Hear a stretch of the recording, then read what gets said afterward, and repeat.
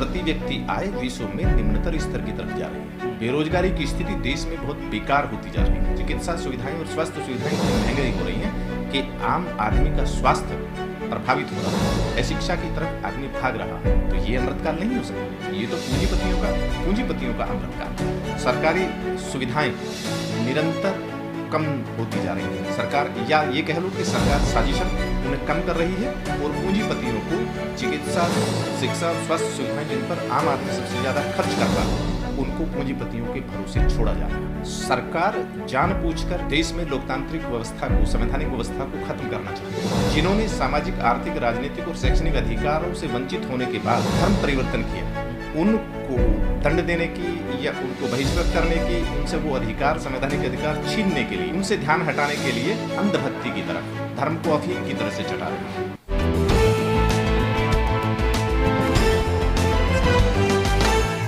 Sir बताएंगे कि budget पेश किया गया है, बजट में क्या लगा वाकई जिस तरह से कहा गया है कि अमृतकाल का बजट है, तो अमृतकाल जैसा कुछ नजर आ रहा है?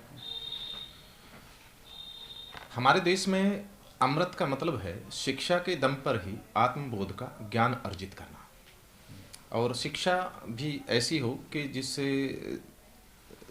मानव का शारीरिक, मानसिक विकास हो, आर्थिक विकास हो, राजनीतिक विकास हो और शैक्षणिक विकास हो। परंतु सरकार का जो एक बजट आया है जी, शिक्षा पे ही बजट का वो खत्म कर दिया, कम कर दिया। शिक्षा ये कैसा अमृतकाल है जहां शिक्षा को, चिकित्सा को, स्वास्थ्य सुविधाओं को निजीकरण के नाम पर दिया जा रहा है। देशवासियों को, जो देश के लगभग, जो सरकार कहती है कि 80 करोड़ लोगों को हम मुफ्त में राशन दे रहे हैं, तो जिसकी आबादी 80 करोड़ हो, जिसे 100 करोड़ तक भी ये बताते हैं, तो और सरकारी राशन पर मुफ्त में लेने की बात, देने की बात सरकार करती है, तो ये देश का अमृतकाल है? या देश का आज विश्व में जो हंगर स्टेट है के रूप में भारत को जाना जा रहा है, भूखमरी के कगार पर जहां गणना देशों की होती है, वहां भारत बहुत पिछड़ता जा रहा है।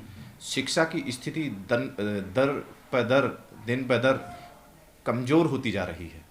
लोग बागों से, देशवासियों के लगभग 80% लोग शिक्षा से वंचित होते जा रहे हैं। आर्थिक सुविधाएं, जहां कारोबार हैं, व्यापार हैं, वो पिछड़ते जा रहे हैं। औद्योगिक विकास देश का है नहीं, बेरोजगारी की स्थिति बहुत बेकार है। हॉस्पिटल वगैरह स्वास्थ्य सुविधाएं देश में है नहीं, प्रदूषण की स्थिति बहुत विकट है। तो ऐसे को अमृतकाल कैसे कह सकते हैं? ये देश के साथ एक छल है। जहां देशवासियों के शिक्षा, चिकित्सा, स्वास्थ्य सुविधाओं का बजट है, उसको कम किया गया है, और देश में जो उद्योगपतियों ने या चंद पूंजीपतियों ने जो देश का पैसा लूटकर जो भाग रहे हैं, या एनपीए के नाम पर उसको सरकार माफ कर रही है, तो ये अमृतकाल देशवासियों के लिए है या उन चंद पूंजीपतियों के लिए है? अडानी, अंबानी या और अन्य लोग जो भागे हैं, उनको पकड़ने के लिए, उनसे रिकवरी के लिए, उनकी जहां संपत्ति है, सरकार ने कुछ नहीं किया और एनपीए कर रही है, तो ये उनके लिए एनपीए है।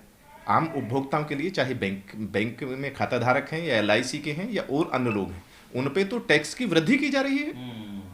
बिना सुविधाओं के उन पर टैक्स थोपे जा रहे हैं। जहां हम जो रुपए पे, भारतीय करेंसी है, उस पर लिखा होता मैं धारक को इतने रुपए देने का वचन देता हूं, परंतु फास्टैग के नाम पर आप जाएं तो वहां नगद करेंसी को इस्तेमाल नहीं लिया जाता। अगर आप नगद देते हैं, फास्टैग आप पे नहीं लगा, तो आप पे दुगना तिगना के नाम जुर्माना वसूल किया जा सकता है। तो ऐसा दंडनात्मक प्रावधान, देश की मुद्रा का अवमान, जिसको आरबीआई ने वचन दिया है कि मैं धारक को इतने रुपए देने का वचन देता हूं, उसका एक वचन पत्र है, प्रणोट है, उसका अवमान करना, भारतीय करेंसी का अवमान करना, ये अमृतकाल तो नहीं हो सकता। लेकिन प्रचार तो इसलिए ऐसा किया जा रहा है कि जो बजट है वो तमाम, जो अगर देशों से तुलना की जाए तो भारत बहुत तरक्की कर रहा है और भारत की जो अर्थव्यवस्था है वो बहुत तेजी से बढ़ रही है। तो बजट में सब कुछ दिखाया गया है और इसी बेस पर जो है वो प्रचार प्रसार किया जा रहा है। भारत विश्व में तीसरे नंबर की आबादी में दूसरे नंबर पर है और क्षेत्रफल में 8वें नंबर पर है। देश की जब अगर संपूर्ण अर्थव्यवस्था का आंकलन करेंगे तो वहां पर प्रति व्यक्ति आय को देखना चाहिए ना। देश की प्रति व्यक्ति आय विश्व में निम्नतर स्तर की तरफ जा रही है। बेरोजगारी की स्थिति देश में बहुत बेकार होती जा रही है और शिक्षा इतनी महंगी हो रही है, चिकित्सा सुविधाएं और स्वास्थ्य सुविधाएं इतनी महंगी हो रही हैं कि आम आदमी का स्वास्थ्य प्रभावित हो रहा है। अशिक्षा की तरफ आदमी भाग रहा है। सरकारी सुविधाएं निरंतर कम होती जा रही हैं। सरकार, या ये कह लो कि सरकार साजिशन उन्हें कम कर रही है और पूंजीपतियों को चिकित्सा, शिक्षा और स्वास्थ्य सुविधाएं जिन पर आम आदमी सबसे ज़्यादा खर्च करता है उनको पूंजीपतियों के भरोसे छोड़ा जा रहा है। तो ये अमृतकाल नहीं हो सकता। ये तो पूंजीपतियों का, उद्योगपति पूंजीपतियों का अमृतकाल है। अमृतकाल का क्या मतलब एक तरह से अगर उसकी पूरी डेफिनेशन समझाई जाए तो क्या है, अमृतकाल का सहारा क्यों लिया जा रहा है? क्योंकि हर चीज अमृतकाल से जोड़ा जा रहा है, एक मतलब राष्ट्रतात से जोड़कर दिखाई जा रही है। क्या है ये? असल में क्या है कि आज देश में तर्क या वैज्ञानिक जीवन शैली का बिल्कुल अभाव है।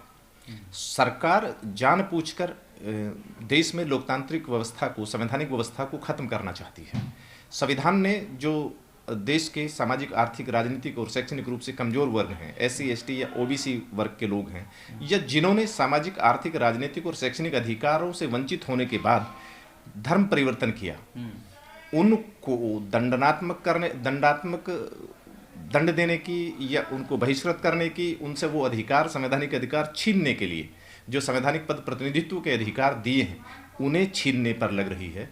उनसे ध्यान हटाने के लिए अंधभक्ति की तरफ, धर्म को अफीम की तरह से चटा रही है। और देश के जो शासन प्रशासन में, सेवाओं में जो उनको प्रतिनिधित्व या रोजगार मिलता था आबादी के हिसाब से जो दिया गया था, उसे कॉन्ट्रैक्ट के नाम पर, लेटरल एंट्री के नाम पर या कॉलेजियम के नाम पर छीन रही है।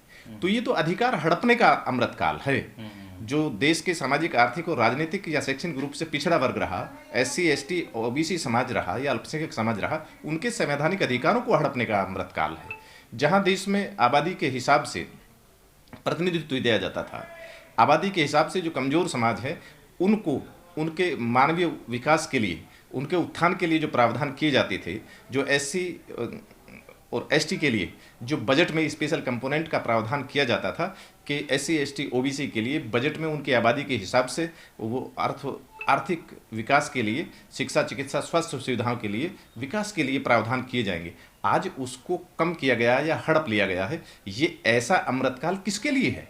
अच्छा, जो शिक्षा का बजट अगर पिछले बजट के मुकाबले देखें तो बढ़ना चाहिए था, लेकिन उस बजट पर मुझे लगता नहीं कि जितनी बढ़ाना चाहिए था उतना बढ़ा है। क्यों ऐसा, वजह क्या है? मतलब शिक्षा की तरफ सरकार कहती है कुछ और करती है कुछ। हकीकत में ये जो सरकार है ये पूरी तरह से साम्राज्यवादियों, पूंजीपतियों की राजनीतिक गुलाम है, जो धर्म की अफीम चटाकर राजनीतिक पाखंड कर रही है और राजनीतिक गुलामों के माध्यम से देशवासियों की शिक्षा, चिकित्सा और स्वास्थ्य सुविधाएं या शैक्षणिक अधिकारों को हड़प रही है, जिससे वो तर्क करने की, वैज्ञानिक जीवन शैली जीने की या विरोध करने की, अपने संवैधानिक मानवीय अधिकारों के लिए आवाज न उठा सकें, उनको हड़पने का अमृतकाल है। सरकार की जो शब्दावली है वो विकास पूंजीपतियों का हो रहा है, विनाश आम आदमी का हो रहा है। इसे अमृतकाल के नाम पर या राष्ट्रवाद के नाम पर ये एक धोखा है, एक छलावा है, मानवीय विकास नहीं।